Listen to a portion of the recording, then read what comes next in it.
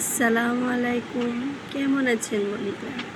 আজকে আমি একটি ইউনিক ভর্তার রেসিপি নিয়ে আসলাম আপনাদের সঙ্গে শেয়ার করার জন্য।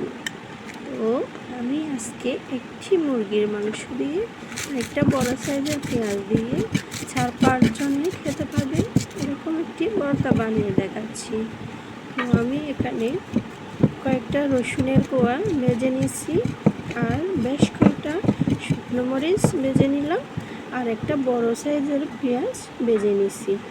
চিকেনটাকেও আমি একটু ফ্রাই করে নিলাম।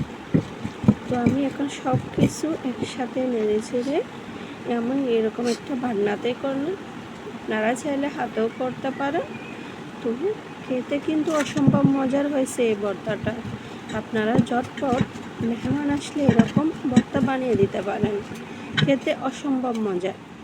আর যাদের আমার এই ভর্তাটা ভালো লাগবে প্লিজ একটা লাইক দিয়ে দিবেন। আর যারা আমার চ্যানেলটি সাবস্ক্রাইব করেন না প্লিজ একটু সাবস্ক্রাইব করে দেবেন। এরকম একটি ভর্তা গরম ভাতের সঙ্গে অনায়াসে জমে যাবে। তো আপনারাও এরকম ট্রাই করবেন বাসায়। আজকে এ পর্যন্ত, সবাই ভালো থাকবেন, সুস্থ থাকবেন। আল্লাহ হাফেজ।